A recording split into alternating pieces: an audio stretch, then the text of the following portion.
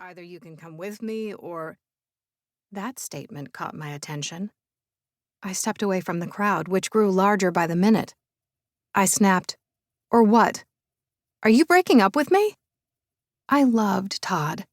We'd been together for 5 years, and he'd been there for me during many difficult times, and to his credit, he'd never asked me to sacrifice much of anything for him up until this point. I didn't want to leave LA, though. Despite Todd's assertion that I didn't like my job, it wasn't true. Sure, it wasn't as fulfilling as I'd like, but there was something about getting the big scoop before anyone else that I still enjoyed. Plus, I'd had encounters with some of the biggest stars out there. How many people could say that Justin Bieber told them he liked their sunglasses, or that Kylie Jenner had asked them what the code to the Starbucks bathroom was? Not too many. "Are you breaking up with me?" Todd asked. I almost laughed because this conversation was verging on the absurd. No, I assured him. "I'm sorry, I shouldn't have said that. Of course I don't want to break up. I love you." Todd let out a sigh. "Give me a damn heart attack, why don't you?" "It's not that I don't want to be with you.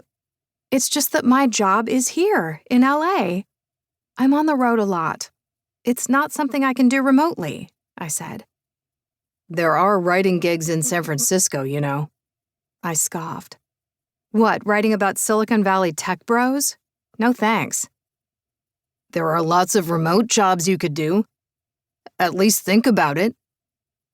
Now Todd sounded like he was pleading with me, which made me wince. The crowd started getting noisier, which meant that Mac must be emerging from the stadium. "I'll look online again," I said, even though I knew there was nothing out there that interested me. Is it the job, or is it the guy? My brain asked me.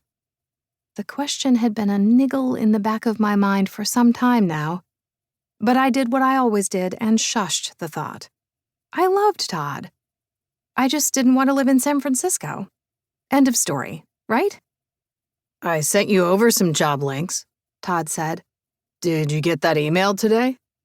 I had, but I hadn't opened it yet. "Yeah, I saw it, thank you. Hey, I have to go." "Did you even open the email?" I gritted my teeth. I was trying to get through the crowd, but considering I was what some people would call a petite flower, I wasn't having much success.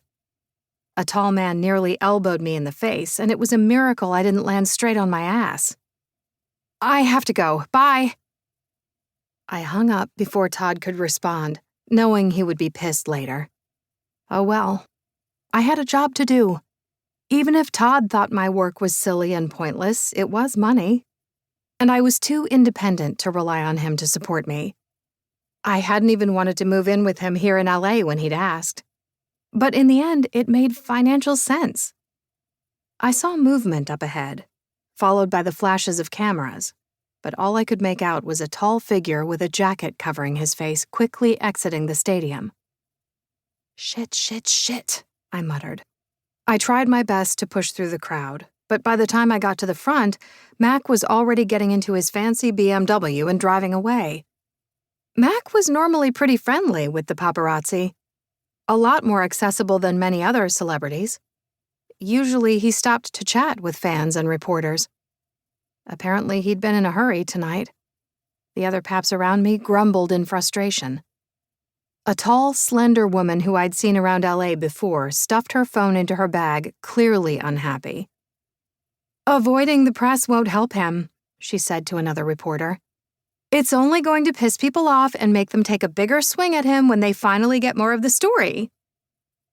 "He's probably hoping the speculation will die down," the other reporter commented, shrugging. "He's not in Idaho anymore. This is LA. It's only going to get worse. People are clamoring for some type of explanation.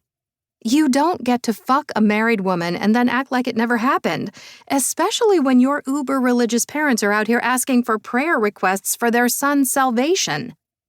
Both reporters snorted. Mac had always been a media darling.